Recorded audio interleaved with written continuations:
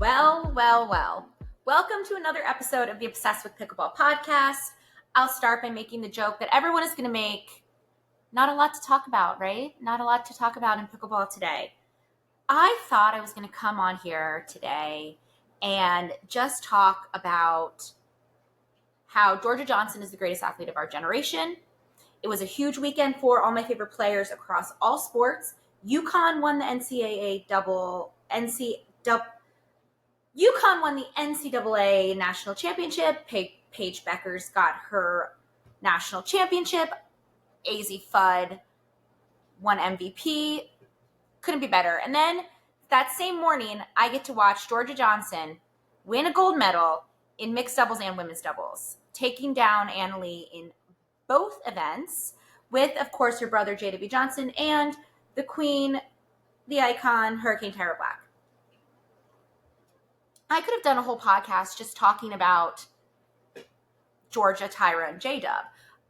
I don't know if you saw the post from Dylan Frazier where he took a photo with the two of them and wrote something about being in the photo with him, like that he got an autograph or something. That's iconic because if you know like the way that those three players grew up together on the APP tour, and you know obviously good to know that they're all still buds after Dylan and J-Dub stopped playing together.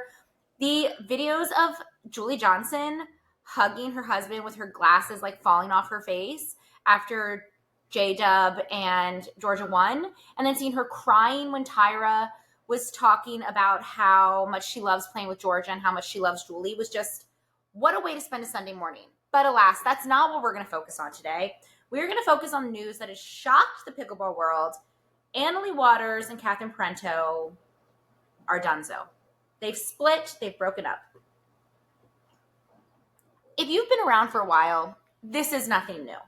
We've seen massive breakups in the past. This one feels big, but I think looking back, we'll really see that, you know, it had been written for a while. There are some pickleball insiders who are saying things like, I told you so. Like, I was right. I said at the beginning of the year, blah, blah, blah. Everyone knew this, okay? If you are on any Discord channels, you will know that people have been saying that if Anna Leigh and Catherine lose, Anna Leigh will dump Catherine. When Jorja and Tyra were beating them, literally people were saying, is this it? Is this when they break up? So anyone who says I told you so, it's like, okay, cool. Join the club. We all saw this coming. Let's get into it. So I recently had a friend listen to my podcast. Thank you so much. And he gave me some notes. And one of his notes was that I always say, as we all know. And he was like, but I don't know. A lot of the things you're saying, really not that many people know. And I guess like looking back, saying as we all know and talking about like some very specific moment that happened on like Grandstand Court 2 years ago is probably false. So I'm just going to take everyone through the events that they need to know to get caught up on this story. Let's just start with Catherine and Anna Leigh, very basic. Anna Leigh Waters, as commentators like to refer to her whenever they say her name, world number one, Anna Leigh Waters, is undeniably the best female player in the game. Fine, done. We're all in agreement on that. Anna Leigh used to play with her mom, Leigh Waters, when she was young. Like, I'm talking 12, 13, 14, 15. Catherine was playing with Jessie for a while, Leia for a while. And then when Leigh Waters tore her ACL in a very iconic pickleball moment, like, you think this is big? You should have seen what went down in the pickleball universe when Catherine left her partner for nationals, Elise Jones, the day before. Okay, I'm gonna take that back. 2 days before to play with Anna Leigh. And all these players, including Anna Bray, we'll get to that later, made posts on Instagram and Facebook. I think we were still Facebooking at the time. I want to say Instagram, I hope. Instagram. About how it was messed up that Catherine would leave Elise to play with Anna Leigh. It is a bit different because this was not 3 days before. But I need to go look at the records with the Rachel Rohrabacher of it all. We'll get into that when we move forward. This is the point. Catherine and Anna Leigh got together in a bit of a odd way. And ultimately, Catherine jumped on the chance to be in the number one women's partnership in the world. Okay, they've been playing together ever since. Again, another false statement. Let me go back. They finished out the year. They did nationals together. They won. But the next year, Anna Leigh wasn't like, okay, Catherine, we're partners now. She auditioned Anna Bright and Catherine Parenteau for a while. I don't know if it was the full year, half the year, but for a while she was going back and forth between the two girls. And of course, they always won. Surprise, surprise. Something important to remember when it comes to pickleball is eventually teams learn how to beat your partnership. I think the reason why the girlies stopped being a rival for Anna Leigh and Catherine recently, or as much as we thought they would get to be, is because Anna Leigh and Catherine played them enough times to kind of have a game plan against them. And now Tyra and Jorja this weekend went into the game against Catherine and Anna Leigh with an amazing game plan. So to say that Anna Leigh winning all the time with Catherine and winning all the time with Anna Bright, it's not surprising because they were switching up between the two of them made it more difficult to have a game plan. I'm veering off again. Okay, so they've been playing together for a while. She auditions the two girls, Anna Leigh and Anna Bright and Catherine, and eventually settles on Catherine Parenteau. And no one really knew where she was going to go, but they were like, it kind of felt like Catherine was putting in a bit more legwork in terms of like making this partnership happen. Lots of interviews about how much she loves playing with Anna Leigh, all that stuff, and became really good friends. And at first it seemed very much like, okay, Catherine, like, we get it. Secure your place, yeah. But as their partnership grew, I actually really was like, okay, they like are really good friends. Like, they've actually have this genuine friendship. Like when Anna Leigh said that Catherine would be in her wedding one day, like, I really believed that they were like friends. And they might still be. But recently, they have been taking some losses. We did see a couple, tough 5-game losses to Anna Bright and Rachel Rohrabacher. And I think that those losses were really, like, digestible for Anna Leigh. It is one thing to have a rival. It is totally, I think, comfortable to be like, Anna Bright and Rachel Rohrabacher are our rivals. We're developing a rivalry with them. Anna Bright's the number 2 woman in the world. We will have a rivalry with them where we have tough matches that we win 90% of the time. Fine. It's good for the sport. It's good for us, blah, blah. But once that expands and there are more teams beating you, that's when I think it becomes less manageable mentally. So we see a couple of losses from Rachel Rohrabacher and Anna Bright. Last year at the big end of the year championships, they took a loss to Georgia Johnson, Lacey Schneeman. But then recently, they lost to Callie Smith and Etta Tuinetoa. Okay, I'm going to work on that. That was wild. But you can it was very windy that day. And so they were, you can kind of say, like, okay, they could blame it on the wind. But then this weekend, they lose to Georgia Johnson and Hurricane Tyra Black in 4. Okay? They beat them 11-1 game 1, and it looks easy. And then Tyra and Georgia take over, and they kind of make it look easy. Like, there was never a moment where I thought Anna Leigh and Catherine were going to come back and win, which is crazy. So that all happened yesterday morning.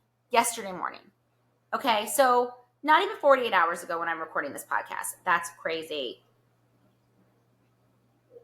So this morning I'm going about my day, as we all are. And I hadn't really thought about it. It was a tough loss. And it's something that everyone was saying, oh, is this when she dumps Catherine?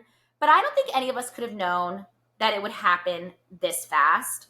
And it will lead to a lot of thoughts about what kind of conversations had been happening before this tournament. I'm going to go back and watch the match between Tyra and Jorja and Catherine and Anna Leigh because the energy was weird. I remember thinking, like, this energy is weird. Anna Leigh wasn't playing well. She was speeding up everything in the middle, as she does, and Tyra and Jorja were just resetting it until she messed up. They were going after Catherine, and Catherine was losing, and it was a mess. And then at the end, this was also weird. Okay, conspiracy theories are blazing.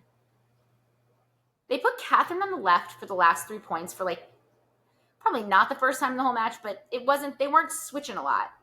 Put her on the left for the last 3 points. Why? And then they lose those 3 points. Why? So weird. The whole thing was weird. Congratulations to Jorja and Tyra, queens. Also want to add that Jorja and Tyra beat Anna Leigh and Mari Humberg at MLP as well. And then Mari got dropped from the 5. So I don't know if there's a pattern here, but I think we should all think about it. So out of nowhere, Catherine Parenteau posts on Instagram basically like a farewell, tribute, best friendship, love letter to Anna Leigh. And I'm going to read it for you because, again, maybe not everyone knows what I'm talking about. And maybe people who are listening to this podcast right now didn't see this on Instagram, but now they will understand the gravity. I mean, like, you can see the photos. Like, it's crazy. It's all these photos of them hugging and being best friends. Like, literally so many hugs. Anna Leigh, I can't express enough how grateful I am for the time we've spent together on the court. From the laughter to the hard-fought matches, every moment has been unforgettable. You've pushed me to grow as a player, and I'm so thankful for our partnership. Wishing you nothing but success as you continue to shine in your pickleball journey. I mean,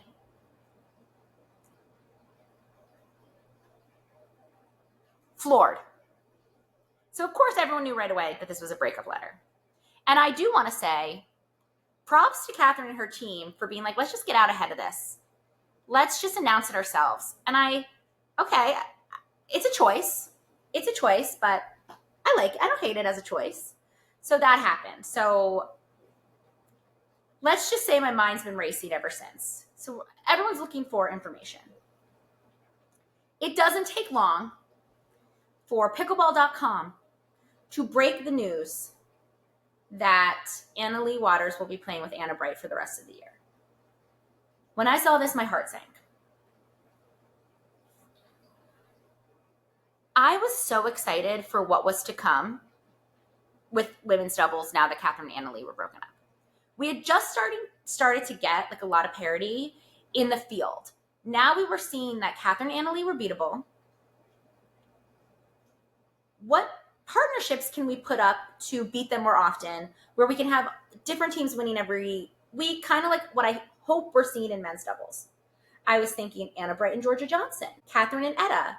I was thinking Kate Fahey and Catherine. I was thinking, what if we see an Anna Bright, Tina Pisnick? What if we see, there's so many options of partnerships that could get together to see. And then I was like, okay, who is Anna Leigh going to choose? Is she going to choose an up-and-comer, kind of like what Ben did with Gabe?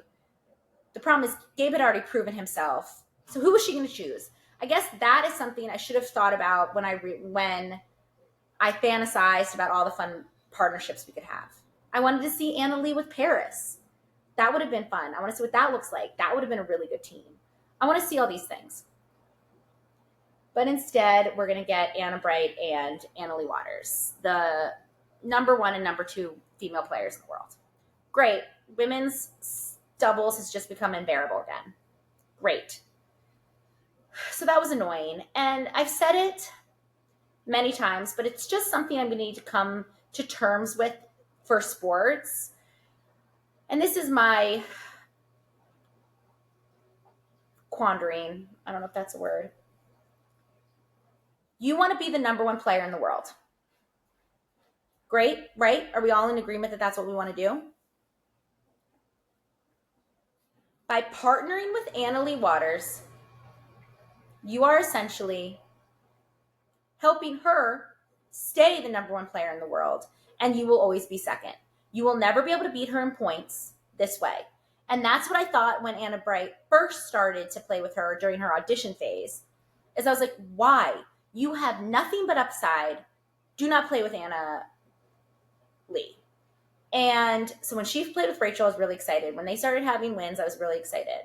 I think in their last couple matches, I've been feeling less of a spark and intensity with them. I mean, they had a rough loss last week.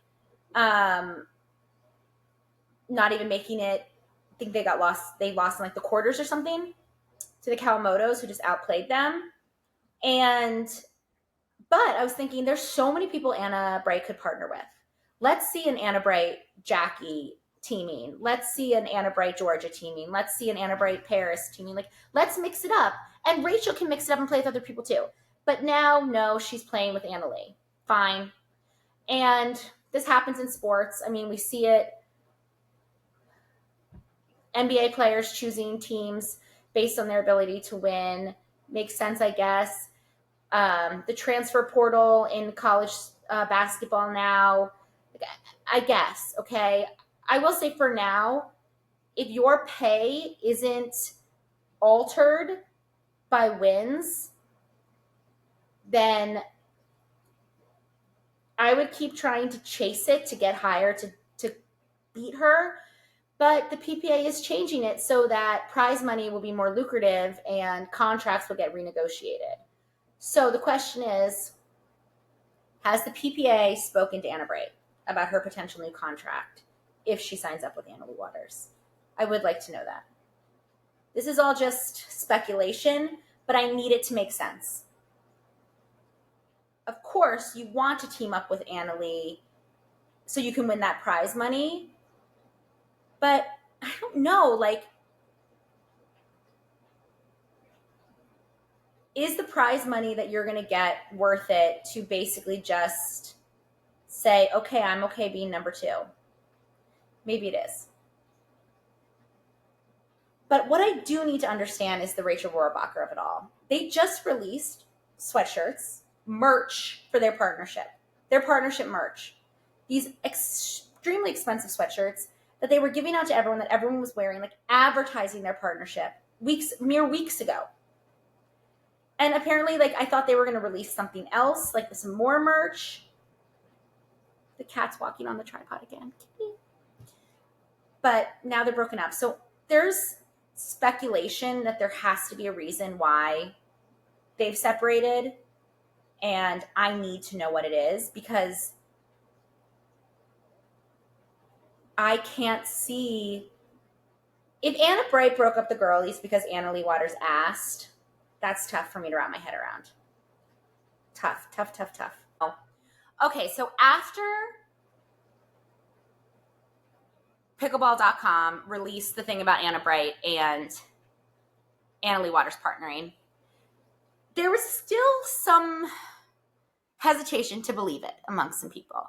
Because, of course, Pickleball.com is basically PPA, UPA, whatever.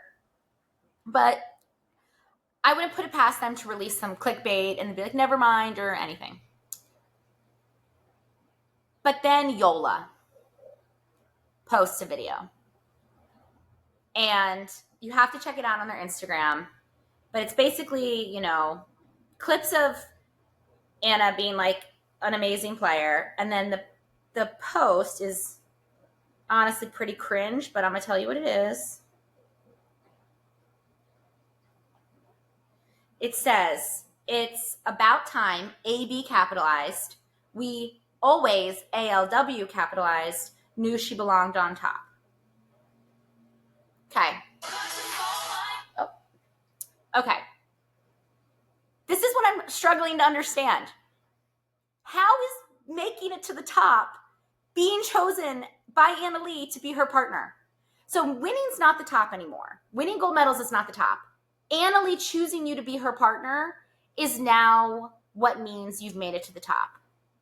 What, like, you're just giving her this power? Like, this is making it to the top. I've done a good enough job that Anna Leigh Waters chooses me, so now I've made it. Weird. I don't like that. This is also weird. Like, just say something like, oh, sorry, my phone keeps going off because I'm on Instagram. You can easily say something like, so excited about this new partnership, so excited for, like, Anna Bright to see what she does with Anna Leigh, 2 great players, yada, yada. But she was on top. She's been on top. I don't understand. She's been on top. Here we are.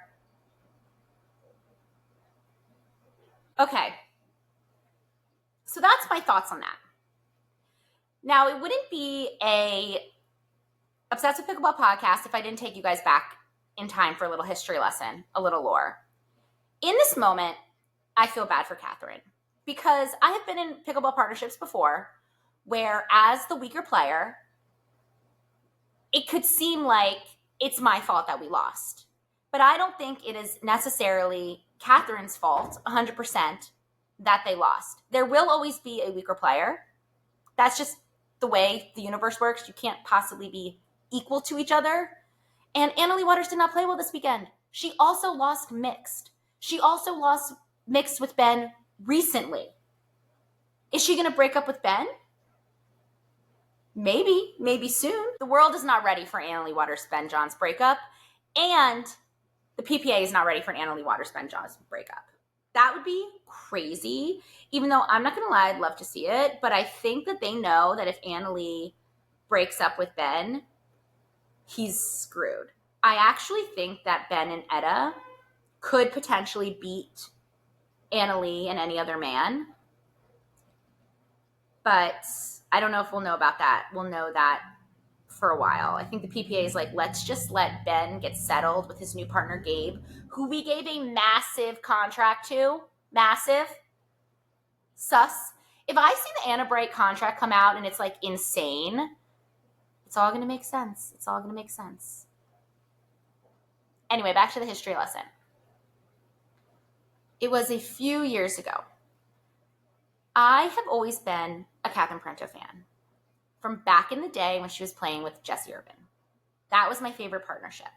I love Simone and Lucy, but I loved the idea that Catherine and Jessie were like the number 3 team, like knocking on the door of the Waters and Simone and Lucy. And I just thought they were friends. I liked them a lot. I'm at open play at Plummer Park. My friend Tim Cruz might remember this day because we discussed it because he knew Jessie. I start getting texts and it's on, again, were we on Facebook at this? Is it so long ago we were on Facebook? I think maybe. Oh, it was probably the kitchen Facebook or something. I don't know. It came out that Catherine Parenteau was not playing with Jessie Irvin anymore to play with Leah Jansen. This stunned the pickleball world. This was huge. And people were not pleased about it. And people were also not surprised. When Catherine and Jessie started to take a few losses that time before they broke up, people were already commenting in the little YouTube comments and stuff like, is Catherine, ooh, Athena's not going to like that. Ooh, like Catherine is going to break up with Jessie after that. And funny story, I was at their last tournament when they played together. It is crazy as these things come out how I was realizing the places that I was. It was Austin, I want to say. Don't hold me to that. But Jessie and Jay were playing mixed on Friday. Another great team, Jessie Irvin and Jay DeVilliers. Literally classic. In his little French accent, Jay would always be like, sorry, Jessie. Like, so cute. One day we have to do a deep dive on the history of Jessie's partners. Does anyone remember when she played with AJ Kohler and like you've never seen less vibes in your whole life? But I digress. It was Friday mixed day. Jay and Jessie were like the number 3 mixed team always. It was Anna Leigh and Ben, Catherine and Riley, Jay and Jessie. Something happened where Jessie fell and like hit her head on a bench. Like this is when the stands, I'm telling you guys, the stands were so close to them playing. It was like what the APP looks like, only crazier. So Jessie literally was going after ball, fell into the stands where people were watching. God, this was the good old days, you guys. You could literally hear them like talking in between points. It's amazing. And she was very shooken up. And the next day she played with Catherine and they lost. And Catherine was not happy. Like you could see her kind of like stomping away the same way we saw Anna Leigh Waters stomp away after that loss when her mom tried to talk to her and she threw her mom's hands off and walked. That video was crazy. There are some moments that are caught on tape of Anna Leigh after losses that are truly like,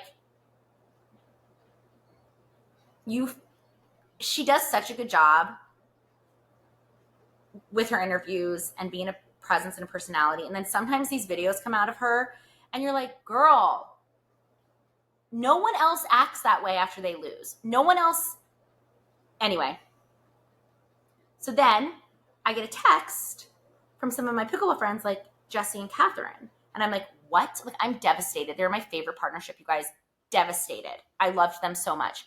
And then I'm on Facebook reading it and I'm like, this can't be real. This can't be true. And they're like, yeah, apparently Catherine told Jesse, I'm not playing with you anymore, like 5 days before the next tournament. And then everyone was like, oh, I bet Athena did it, blah, blah. And then this happened and everyone was very much like anti-Catherine in this moment. But I never like fully got anti because the people in the comments were saying like nasty things about Athena and the two of them and like, you know, some real like homophobic stuff. And I was like, guys, gross. Anyway. And then it started coming out that Catherine had a history of leaving partners that she was signed up to play with. Great. That was known about her. She ended up moving on to play with Leah Jansen. Funny is, Leah also had to dump her partner that she was signed up to play for. So I just want everyone to remember that this all happens all the time. So God, that was a crazy moment. Everyone, the YouTube comments, you guys, if you were around at that time, like it was a real gem. Like everyone was just, I'm trying to think like what day of the week it was before they played together. But when they broke up, it was the talk of the commentators, that tournament too, about what it meant, about them partnering. And it was clear that it was not amicable. This was not a happy, like, oh, it's been great to play with each other. Absolutely not. Jessie was not releasing any Instagram story posts, reels about her time with Catherine. And Catherine was not posting any. It was done. Clean, out of nowhere breakup, bad. So in that sense, you're like, okay, Catherine, what goes around comes around, I suppose. Something that I'm also thinking about a lot when it comes to this, and I have been thinking about it when I was watching Rachel Rohrbacher and Anna Bright play the Kawamotos. Rachel, something's going on with Selkirk, okay? Let's just talk about Selkirk really fast. You have Dylan Frazier done with Selkirk. Tyson left them a while ago. Dylan playing with Ayola, playing better than ever. We'll get into his huge victory with Eric Onsens, my new favorite player. He's entered the top tier. It's funny that all you have to do is yell at Christian Alshon for me to start loving you, but that's neither here nor there. Now you have the Kawamotos switching to Proton. I don't know if that's official, but they were playing with Proton in this last tournament, beating Rachel, Selkirk player. You have Jack Sock never really reaching his potential. Do we know if it's the paddle? No. But he was their big player and hasn't shown up the way that people thought he would.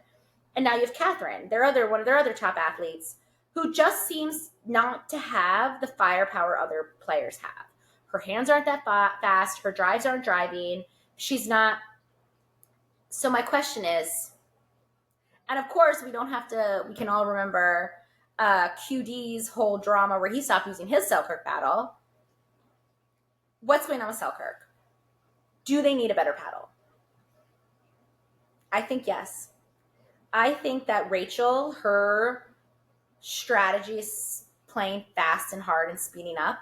And if she was playing with this new Yola, I play with the new Yola now and it's like fire. If she had, I don't know, apparently the Protons are great looking Megan Dazan. Like, Dylan leaves Selkirk, look what happens. The Kawamotos leave Selkirk, they beat the girlies. Maybe Catherine needs a better paddle to keep herself relevant in this moment. And I don't want to hate on Selkirk, but it is not looking good for them. This is not good for them. Before we move on, let's talk about actual potential partners.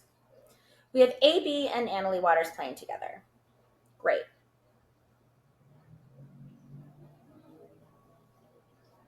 who is going to play with Rachel. Talk about her in Paris. I personally don't think Rachel Rohrabacher and Paris Todd are a good fit. They won bronze together. That's great. It was a smaller field. I think they're both top women's players, but I think as a partnership, they don't work because they both thrive playing with an alpha. Paris with Tyra and Rachel with Anna Leigh. Jorja and Tyra, top women's team. But I don't want Jorja and Tyra to play together all year because I'm already going to be watching them play with the Dallas Flash, and that would be boring. So I want Tyra and Paris to continue to play together. I'd love to see another run of Jorja and Lacey Schneemann, maybe. Now that Rachel Rohrabacher is available, maybe Rachel and Jorja. Maybe a Rachel Tyra run. Maybe a Jorja Paris run. And then how does Catherine fit into this? I can see Catherine getting Paris to do a couple tournaments with her if Tyra's unavailable. I'd like to see a Catherine Etta partnership. Jorja could play with Etta, Paris with Etta. There's a lot of partnerships can happen here. Rachel Rohrabacher with Etta. There are a lot of potential partnerships. It just sucks to think that all of these new partnerships are essentially playing for second place because they have to play together to get good enough with each other to beat Anna Leigh and Anna Leigh. That's why Tyra and Jorja could do it. They were so familiar with each other's games. They worked so well together. They had enough information about Anna Leigh and Catherine that they were able to win. So I don't know. Maybe Tyra and Jorja are the only team that can go up against Anna Leigh and Anna Leigh Waters. But again, that's going to be so boring. They're already playing on the Dallas Flash together. So I'm a little mad about women's doubles, but I will get over it. Maybe. Okay, should we talk about other stuff that happened at PPA North Carolina? Because it actually was like an incredibly fun tournament, and I'm shocked that I was able to watch as much of it as I did, which was basically almost all of it, because UConn women's basketball was playing Friday night and Sunday morning, and I went to the USA women's national team soccer game at SoFi Stadium. It was a big weekend for sports, a big weekend for women's sports, but I'm glad I didn't miss anything because it was fun. Let's get into it. Singles, Gabe Tardio wins gold. Let's talk about Gabe. Why not? Gabe won gold against Roscoe Bellamy, LA boy. And while he was playing Roscoe, he had Ben Johns on his bench. I think Ben was on his bench when he beat Fed as well in the semifinals. But Gabe always has Jesse on his bench, and now he has Ben on his bench. Gabe is honestly is besties with Jesse Irvin, and they're also mixed doubles partners. And now he's playing with Ben. They're on the bench together. Both of them have every reason to want Gabe to succeed as his mixed and men's doubles partners. But the two of them on his bench cheering for him did give me a little mom and dad vibes. But it also gave me a little bit of investing in that relationship. Ben and Jesse are veterans, OGs, been around the game forever. Gabe is up and coming. He's really young, fast, athletic. He has potential to be better. He's still not at his top. Whereas the two of them, maybe. They're still good. I'm not saying that they're not amazing. I'm just saying, I don't know how much higher they go. I think Ben can still be adding new skills, and Yola keeps making better and better paddles. And Jesse's still great, but it benefits them to invest emotionally in this relationship with Gabe. Eventually, Gabe is going to leave Jesse. I don't know when that's going to happen, but it's going to happen. He'll stay with Ben. I think the PPA has made it clear that he should stay with Ben. That's my conspiracy theory about his contract.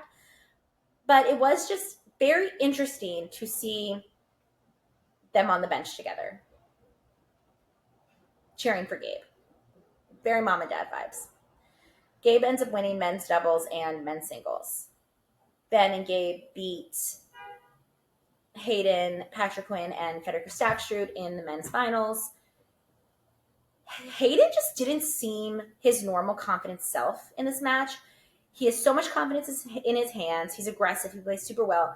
But towards the end, he was making unnecessary errors, loose errors. And you could see in his face when he was returning that like he was carrying it on to the next point.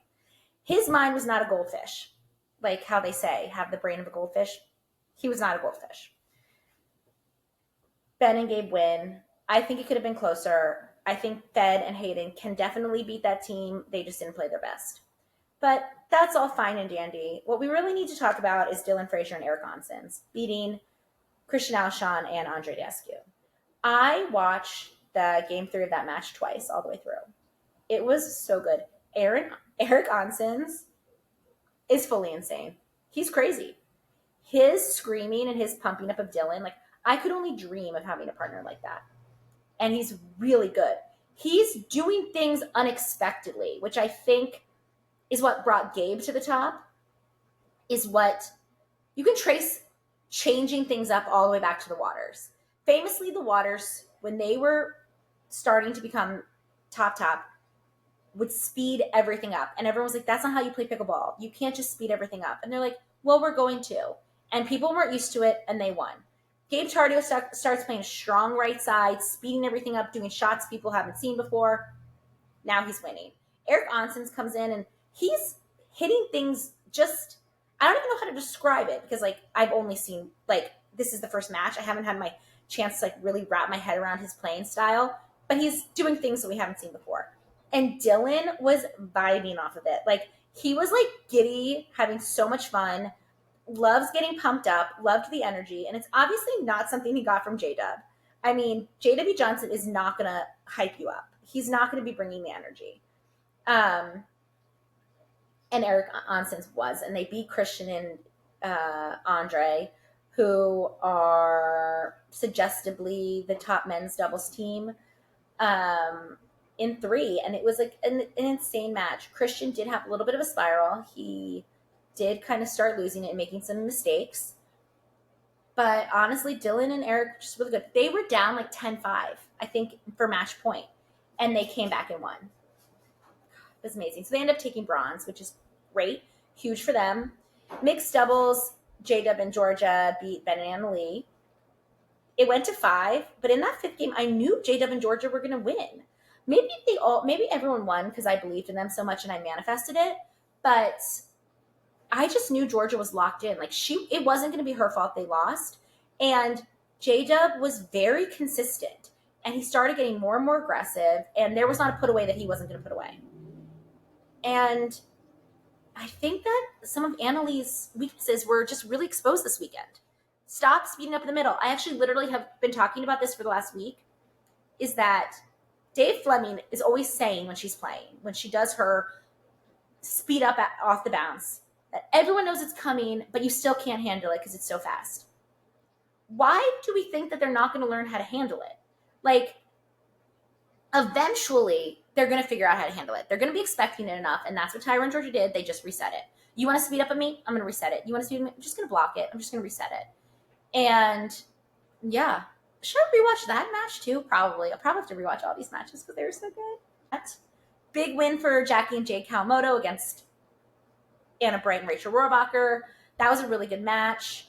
They lost the first game, came back. I love the Kawamotos. They did their Kawamoto thing. They just had insanely good dinks, reset everything, got every single ball back. It was like a wall. It's just like a wall you couldn't penetrate. Great lobs. Again, playing with that proton paddle. Love that. Kate Fahey won singles. Kate's so good, you guys. Kate Fahey's the real deal in my mind. Her athleticism's insane. She's obviously very passionate about being the best. I actually think she has, not just in singles, but in doubles, an insane upside as well. I am going to be announcing a new series on Instagram that I'm going to start. That's going to be a journey I'm going to take for all of 2025. It's going to be a really relatable journey. There are going to be a lot of people who are probably on the same journey. They just don't realize they are. And I'm going to be really raw and honest about it. And it's about kind of It's about a topic that a lot of people don't want to talk about. It's very personal. It can also be a real cause for like anxiety, insecurity. But I think until we start talking about it, we're never going to really be able to address the issue dead on. It is about my duper. So just stay tuned for that.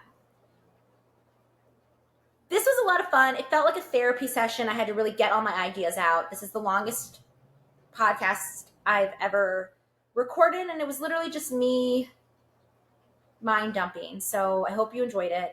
I would love, love, love to hear what anyone else thinks about this. I feel like it's a topic we'll be discussing for a while. DM me. Please follow me on Instagram, Obsessed with Pickleball. You can also follow the Obsessed with Pickleball Pod Instagram account, where I'm going to start posting like clips of the podcast so I don't overflow my other Instagram with boring clips that some people might not care about, which is surprising because I would hope everyone would care about everything I have to say. TikTok, Obsessed with Pickleball Pod. And then please like and subscribe to this podcast on Spotify and YouTube. I am having a lot of fun making it. I hope that you enjoyed listening to it. Would love some comments. But I hope you have a wonderful week of watching pickleball and talking about pickleball and playing pickleball. I'll see you later.